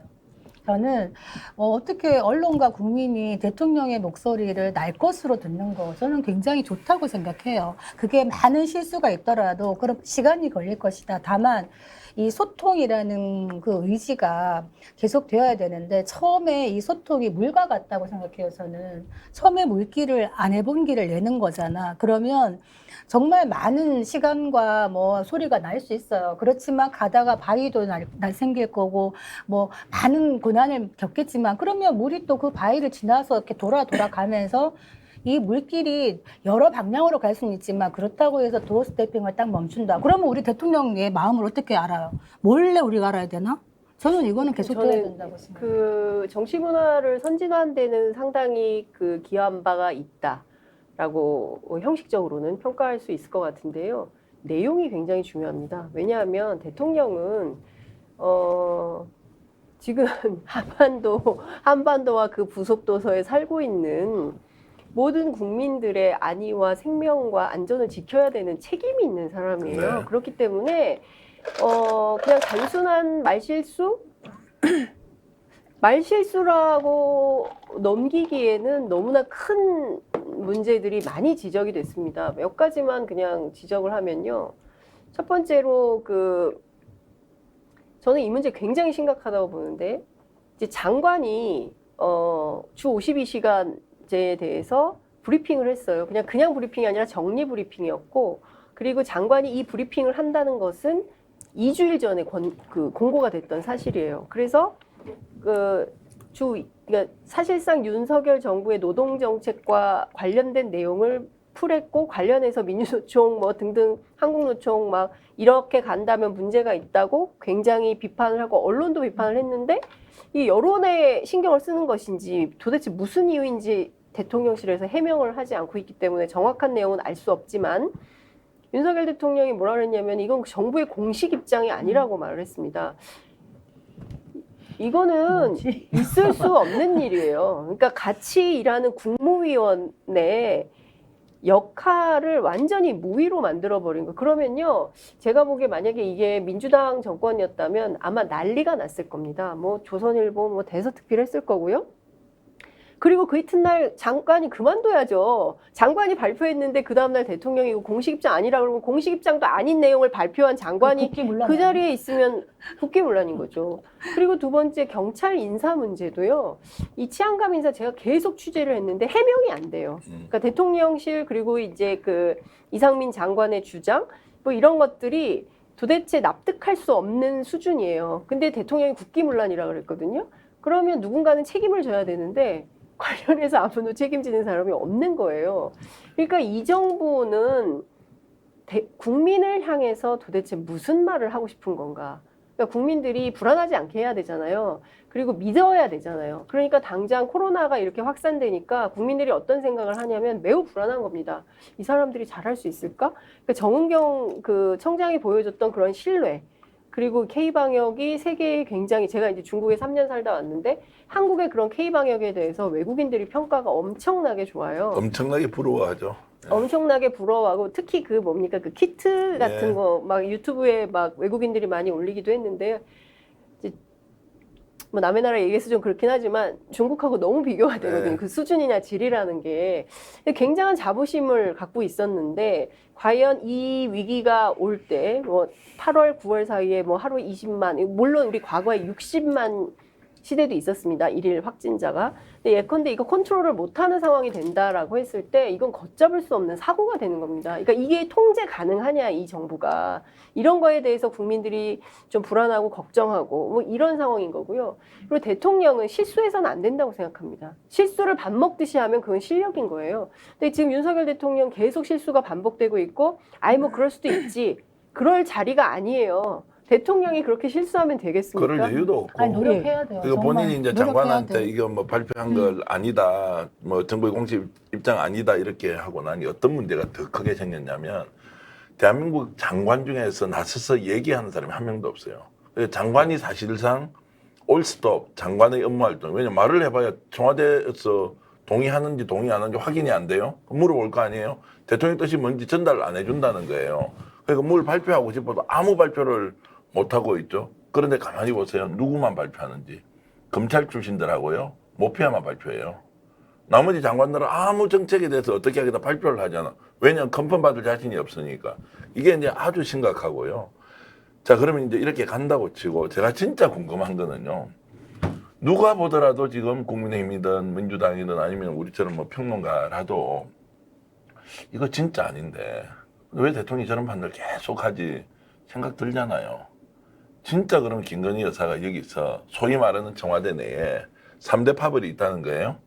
관료 파벌하고 김건희 파벌하고 또 한쪽이 이제 진 MB계에서 들어간 거기에서 막강한 힘을 휘두르는 쪽이 그럼 김건희 여사 쪽이다. 혹시 여기에서 다 걸려가지고 대통령 판단을 잘못하는 거 아니냐. 이게 말도 안 된다고 생각했거든요. 그 최근에 제가 누굴 좀 만났어요. 대통령실 쪽에 계신 분. 진짜 아니냐 이거. 김건희 여사가 확실하게 국정 운영과 관련 있다. 그러니까 이분이 대답을 안 하세요. 그럼 에이 그건 아니야, 그거 아니야. 대통령 보고 봤는데 대통령 스타일이 원래 그래서 이거 지금 이렇게 가는 거지. 누가 간섭하고 이런 거 아니다. 이렇게 대답을 해야 될 거 아니에요. 근데 대답을 하지 않아. 대통령실에 있는 분이. 그럼 이게 뭐냐. 제가 이제 더 걱정되는 거는 장관들이 지금 뭘 일을 하면서 다 이제 손을 놓고 기다리는 것도 문제지만 이런 의사결정 구조의 시스템이 완전히 파괴되어 있을 수도 있다, 대통령실에. 그래서 저는 존경하는 여사님이 이 부분에 깊이 관여하고 있어서 이게 완전 이상한 방향으로 간다? 이렇게 저는 생각하고, 과합니까? 저 소설 쓰는 겁니까? 저는 확인되지 않은 사실은 말하지 않습니다. 그리고 아니 그래요? 저는 제가 아니 대통령실 있는 분한테 들었는데 대답은 하여튼 하지 않더라고요. 저는 취재한 내용이 아닌지 예, 예. 모르겠어요. 아니 저는 만약에 그렇다고 하더라도 그게 문제인가요? 아니. 제가 너무 도발적인지 모르겠는데 저는 뭐 김건희 여사의 여러 가지 또 뭐 의혹들 이런 것들 때문에 사실 국민들의 마음이 편치 않아요. 그래서 제가 방송 때마다 이런 부분에 매듭을 좀 짓고 제대로 활동을 하면 좋겠다라고 늘 얘기를 하는데 저는 뭐 김건희 여사의 스타일상 집에 조용하게 있는 스타일은 아니에요. 그리고 개인적으로 어쨌든 여성 사업가로 활동했던 사람이에요. 그렇기 때문에 저는 뭐 요즘 시대에 맞는 그런 여사의 영부인의 상을 만드는 것도 필요하다고 봐요. 그런 어떤 리스크를 좀 줄인 다음에. 그런데 뭐 굳이 뭐 만약에 뭐 여사가 어떤 일에 같이 한다고 해서 그게 문제냐, 그것만으로 문제냐. 절대 그게 문제가 아니에요. 미국도 되지. 미국도 영부인들 중에요. 남편 대신에 국정을 본 사람도 있었고 동지애적인 여사도 있고 뭐 정책을 막 같이 개발하는 영부인도 있었고 저는 그 자체로는 문제라고 생각하지 아니, 근데 않는데 문슨 김건희 여사가 그런 매듭을 짓지 않고 만약에 그런 식으로 계속 간다 그러면은 지지율 하락의 또 주요한 원인이 될 수 있다 이 얘기를 하는 저는 거예요. 이제 제가 진짜 소설 쓰는 것처럼 말씀드린 대통령이 발언하고 의사결정하고 하는 행위에 최종 결정에 여사하고 같이 의논할 수 있다고 계속 의심하는 거예요. 전 대표님 이런 거 할 때 저기 사모님하고 의논 안 하세요? 어떤 아니, 내가 스펙스 만든다 할 때. 아니 누군가 이제 질문을 하면 대답은 해주는데 그것이 합리적 의사결정에 도움이 되는 쪽이면 너무 좋은데 지금 완전히 이상한 방향으로 가는데 그래서 계속 제가 도사님 생각도 나고 법사님 생각도 나고 또 이 어떤 분이 해외 나가서 열심히 영부인으로 활동하라 이런 게 막 돌아다니면서 하는 이런 것들과 지금 대통령의 행동이 연관이 되어 있을 수 있다는 거예요. 정치인들이 짧게 네. 말씀드릴게요. 정치인들이 왜 제가 택시를 타면 국회에 가자고 하면은 아유 저 도둑놈들이 있는데 이렇게 많이 하세요 기사님들이. 왜 그럴까요? 약속을 안 지켜서 그래요. 처음에 공약을 내고 이렇게 하겠습니다. 근데 국회를 보는데 세비는 막 따박따박 월급은 가져가요. 그런데 약속을 안 지켜. 일을 안 하는 것처럼 보여진 거죠. 그 약속에 중점을 둬야 되거든요. 근데 김건희 씨 같은 경우는 솔직히 후보 때 약속하지 않았습니까? 조용한 내조하겠다. 그 논란이 일어났을 때. 그때 그거는 약속이었습니다. 국민을 향한 약속이었어요. 그런데 이번에 되고 나니까 집무실 2층, 5층 왜 같이 씁니까? 이거는 국민을 완전히 무시하는 거죠. 그러면 본인이 이렇게 나서서 그래 나는 활동하는 여성이야. 난 이렇게 나서서 하겠어. 이런 마음이 처음부터 있었다면은 그럼 그때 본인한테 나왔던 본인을 향했던 그런 의혹들 아주 깨끗하게 해명했어야죠. 그리고 항상 그쪽에서 하는 얘기가 뭡니까? 법적으로 문제 있어? 기소될 거냐? 이렇게 얘기하지 않습니까? 그러면 진짜 법적으로 문제가 있는 건지 그것도 언론에도 내 정보를 다 공개하고 그것도 뭐 논문도 다 공개하고 어떻게 해야 되는 거 아니겠습니까? 그래서 국민들께서 논문이 아무래도 이게 좀 심하다 할지언정 학교에서 통과될 수 있는 그런 선이라면 통과되고 본인이 활동하면 되는 거죠. 그런데 지금은요, 그때 당시에는 다 숨어서 조용하게 있겠다. 그 아이빌리브 그 사과는 정말 가식적이지 않았어요? 그러고 나서 이렇게 태도를 바꾸니까 그래서 더 문제가 있는 것인지, 저는 솔직히 김건희 씨를 얘기하면서 해외 전 그 이제 영부인들과 같이 비교하는 것은 저는 정말 맞지 않다고 생각합니다. 근데 지금 대구 이제 민심이 굉장히 안 좋잖아요. 전국 민심이 안 좋고 대구도 이제 상당히 이제 많이 지지율이 돌아섰죠. 빠져. 30대죠. 네, 30대 후반. 그 대구 사람이잖아요. 근데 저는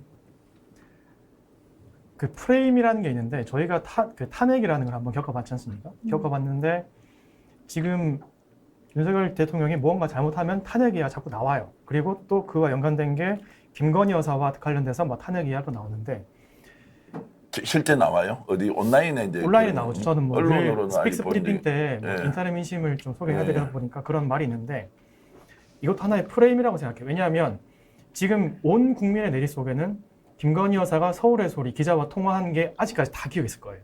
뭐 누나가 이렇게 할게, 뭐 이렇게 할게라는 게 정말 강하게 인식돼 있거든요. 그러다 보니까 지금 윤석열 대통령이 하는 일에 김건희 여사가 개입을 한다.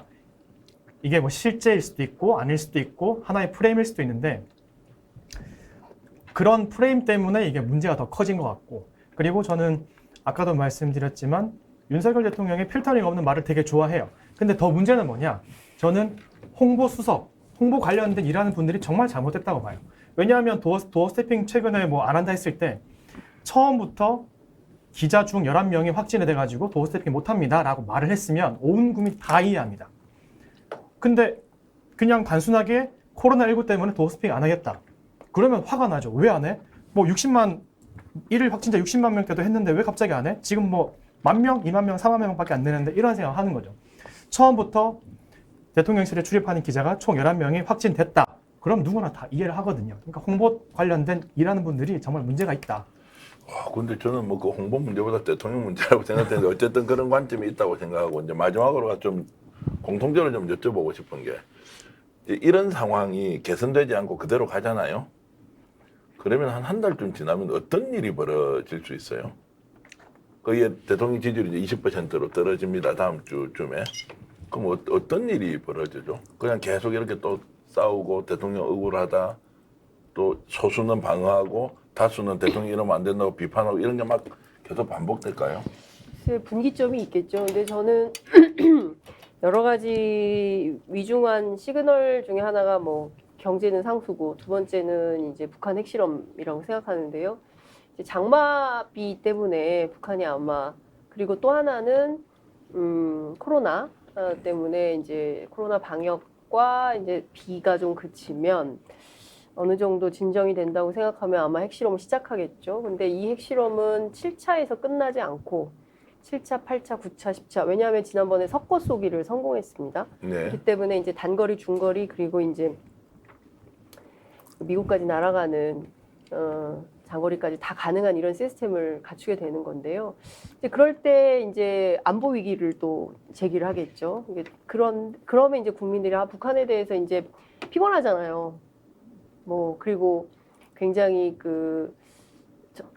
반복이 많잖아요. 그러니까 북한에 대해서 이렇게 옛날처럼 뭐 통일해야 될 대상으로 생각 안 하고 최근에 여론조사 보니까 그냥 같은 말을 쓰는 그 이국가로 해서 그냥 자유왕래 정도만 하고 지내면 되지 않냐 이런 생각이 가장 많더라고요. 몇 % 나옵니다. 요즘? 그게 제일 과반입니까? 높았어요. 아니요, 과반까지는 아니었고 이게 네. 특별히 관심이 없어요. 네. 북한에 대해서 특별한 관심이 없고 특히 젊은 세대는 뭐 별로 관심도 없고 좀 혐오 뭐 이런 게 있는 것 같아요. 그래서 근데 하여튼 제가 프로테이진 정확하게 생각이 안 나는데 30몇 %였던 것 같은데 하여튼 뭐 그런 정도 수준이에요. 그러니까 이런 북한 변수가 하나 있을 것 같고요.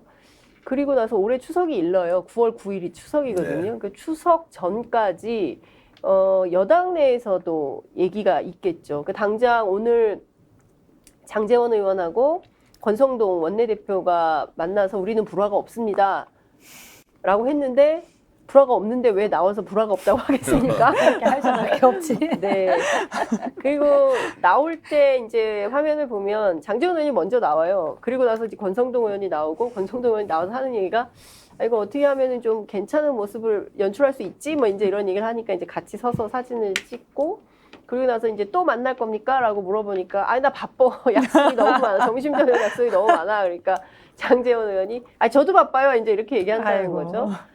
그러니까 지금 그 국민의힘 내분 사태를, 그러니까 그 소위 그 누굽니까, 이제 이준석 대표 이후에 당을 어떻게 해야 될지 이것도 사실은 심각한 상황인 거거든요.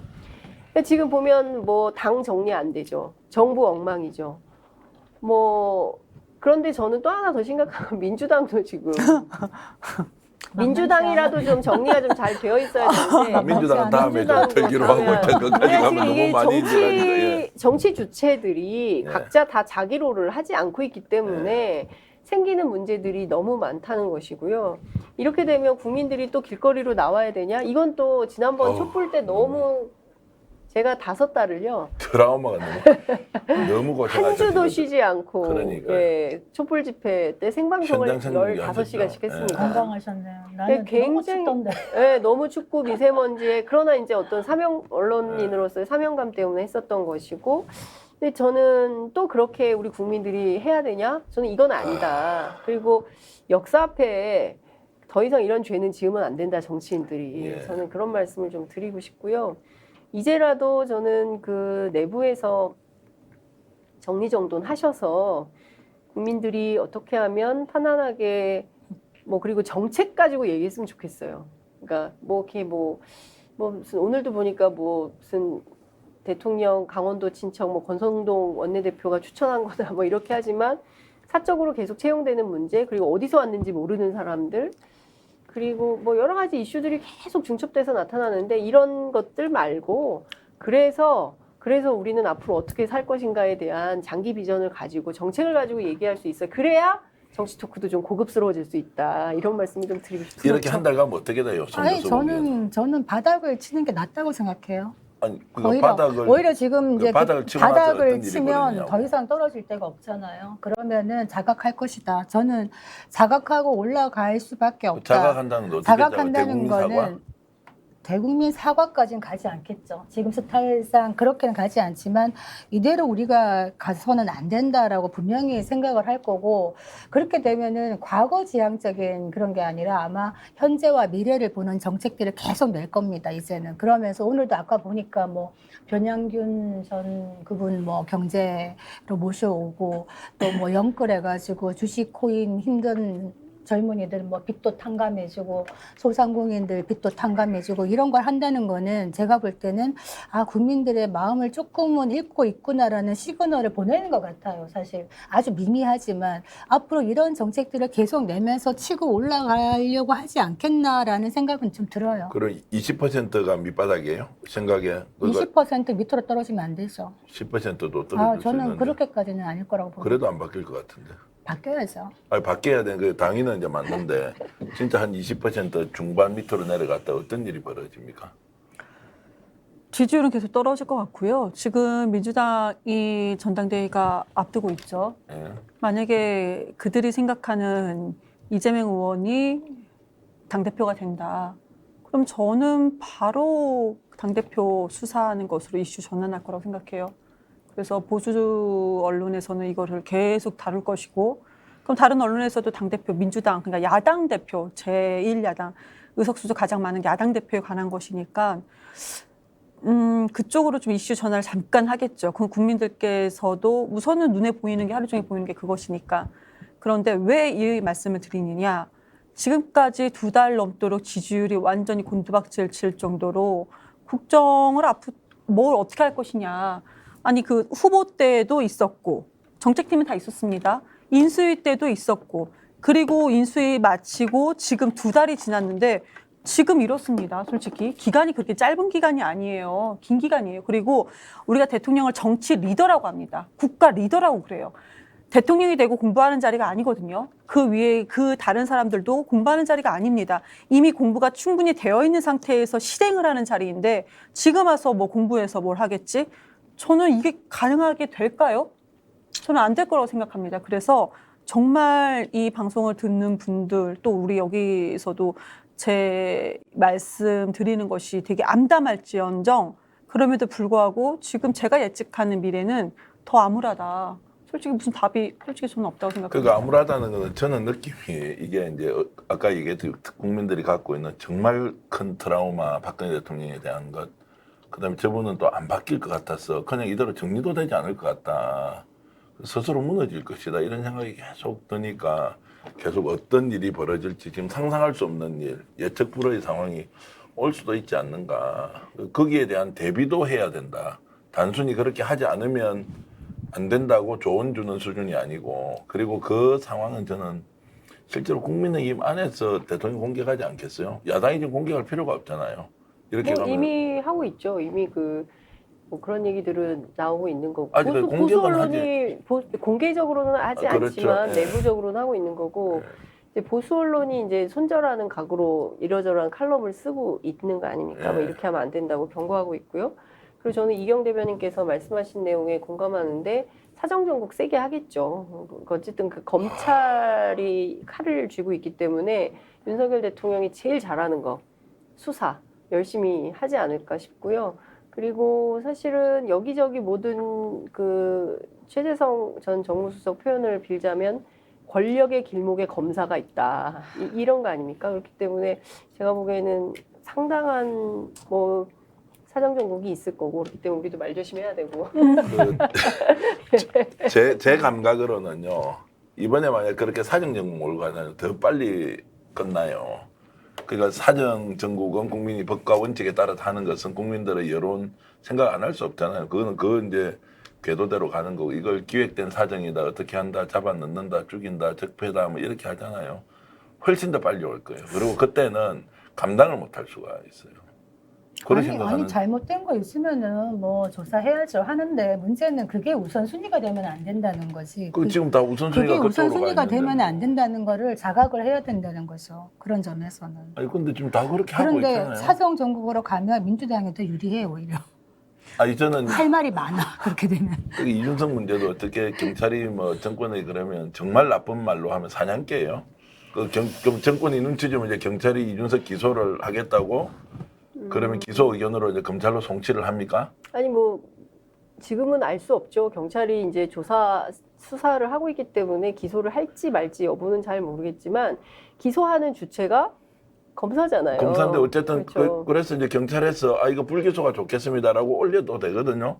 근데 기소 의견과 불기소 의견과 이제 경찰이 올리는 의견과 상관없이 검찰이 판단하면 하는 거기 때문에 그렇죠. 맞아요. 예, 사실은 그런데 경찰이 이제 그렇게 이제 하려고 하겠지. 그리고 이거를 검찰에서 기소를 했다면 너무 의도된 거로 보이니까 경찰 쪽에서 아니, 하기를 기소하게 되면 오히려 국힘에서 더 변화가 있을 수도 있죠. 조기 보안 수사 전당대회- 요구 계속 내려가죠. 계속. 그럼 눈치가 아니 경찰에서 그게 불기소 아니네. 의견을 냈는데 하지 검찰이 그냥 않을까요? 기소를 해버린다고 이 사건을 아니, 검찰이 알 수 경찰한테 없죠. 보안 이제 수사 요구 지금은 계속 제가 보기에는 내리겠죠. 이제 벌어지지 않은 일에 대해서 함부로 예단하기 네. 굉장히 어렵고요. 그리고 그 이준석 대표 건만 하더라도 증언은 있지만 증거가 충분하냐. 그리고 제보자 그러니까 그 성접대를 했다는 주장은 있지만 당시에 뭐 영수증 뭐 카드값 뭐 이런 것들은 있지만 그래서 뭐 그 진술 이외에 특별한 단서가 있냐. 그리고 이제 공소시효 문제 그래서 뭐 포괄일제 뭐 이런 얘기도 나오는 거 아니겠습니까? 근데 사실 그 당 내부에서는 뭐 두 가지 의견이 공존하는 것 같아요. 하나는 이제 그 말씀하신 대로 성상납 의혹 자체만으로 당대표 그만둬야지. 부끄럽게 왜 여태 그냥 가만히 있는 거야. 얼른 그만둬라. 뭐 이런 주장이 있고요. 또 다른 한편에서는 젊은 어린 당대표를 못 잡아먹어서 안달이네. 그러니까. 이제 그만합시다. 국민들 보기 안 좋아요. 이제 두 가지 주장이 막 충돌하고 있는 것 같고요.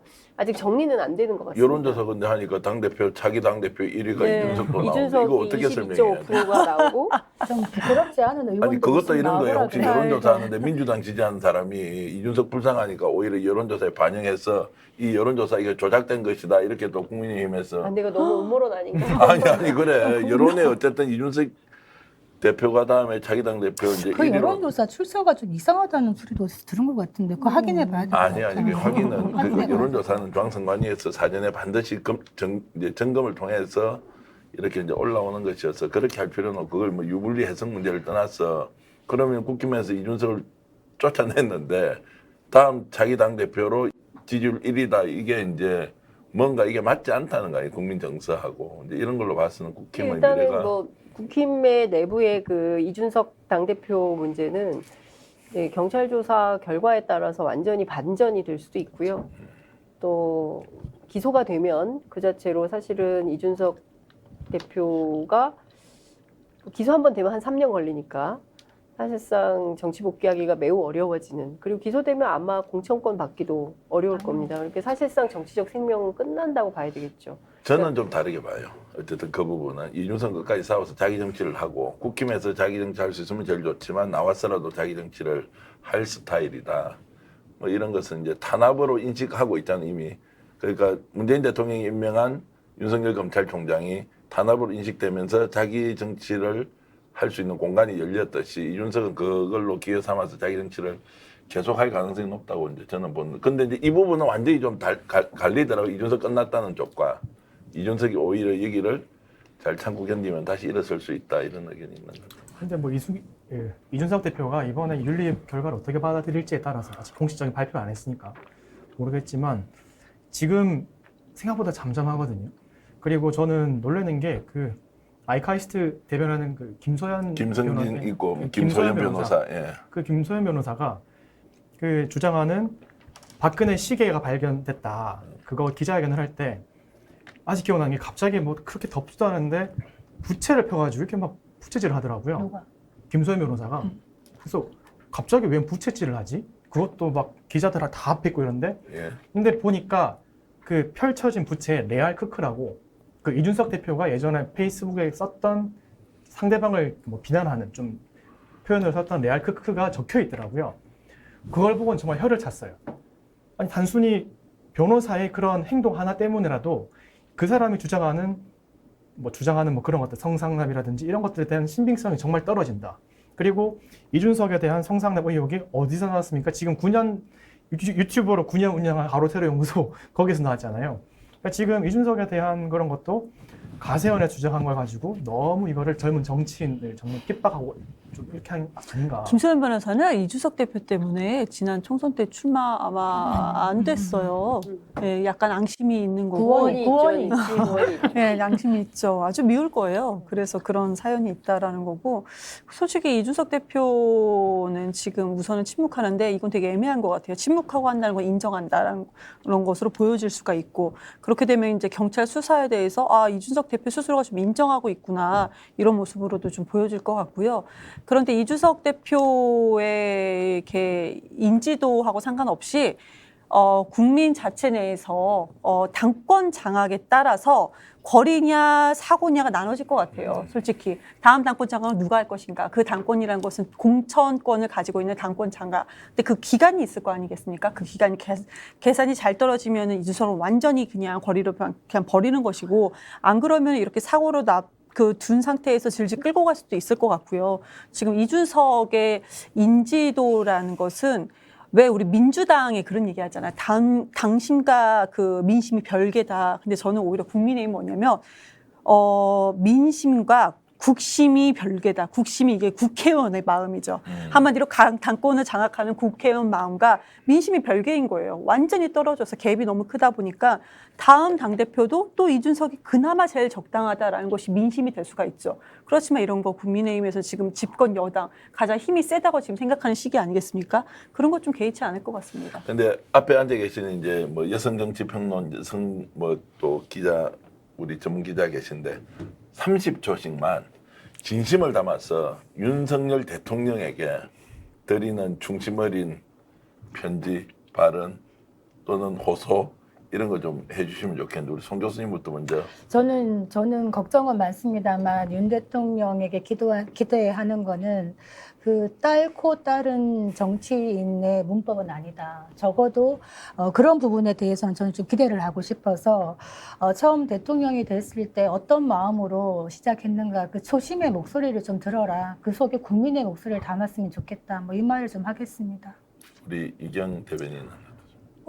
배우자 김건희 씨의 목소리를 너무 듣지 마시고 예. 주변에 있는 전문가의 목소리를 들어라. 그런데 지금 좀 무서워요. 김건희 여사라고 바꿔야 되나 요즘에 좀 제가 쫄아 있습니다. 바꿔야지. 바꿔야지. 어떻게 합니까? 아니요, 왜요? 여사라는 것은 우리 언어학자, 국어학자 모두가 여성이 위한 존칭이 여사인 거고 네. 여성, 남성 다 모두의 존칭이 씨입니다. 그런데 우리 언론에서 이걸 사용함으로써 씨가 마치 하대하는 것처럼 느껴지는 거지만 실제로는 씨가 더 존칭입니다. 뭐 네, 제 그런 말씀을 느낌으로는 그래도 드릴게요. 여사님이라고 불러주시는 게 좋을 것 같고 어쨌든 주변 전문가 말씀을 잘 들었으면 좋겠다. 네, 그랬으면 좋겠습니다. 예, 냉정하게 말씀하시네. 저 정말 진심을 다해서 말씀드린 거예요. 그래요? 죄송합니다. 제 느낌에 제 진심이죠. 제가 약간 예단과 편견을 가지고 있었던 것 아니에요, 같아요. 진심이죠, 솔직히. 예. 우리 장 기자님 어떠세요? 이 전 정권에 대한 복수는 그만하시고 예, 그리고 국민과 싸우기보다는 예. 시당초 처음에 이제 복수심으로 출발한 정치가 아니라면 이제 그런 칼은 이제 거두시고 예. 진실로 국민을 위한 정치로 거듭나라 이런 말씀 드리고 싶습니다. 칼 대신 덕으로서 정치를 하고 국민들의 마음을 얻어라 이런. 마지막 한마디 잠깐 해주시죠. 오늘 발언 기회가 너무 적었는데 KTX 타고 서울까지 올라왔는데. 뭐 세 분이 윤 대통령에 대해서 뭐 좋은 말씀해 주셨는데 네. 저는 뭐 또 다른 쪽으로 계속 접근을 하면 제발 여야가 국회를 운영할 수 있도록 각 당에 좀 메시지 좀 줘라. 뒷짐지고 있지 마라. 이런 말을 좀 하고 싶어요. 예. 말씀하신 중에 가장 어려운 말씀을 하셨습니다.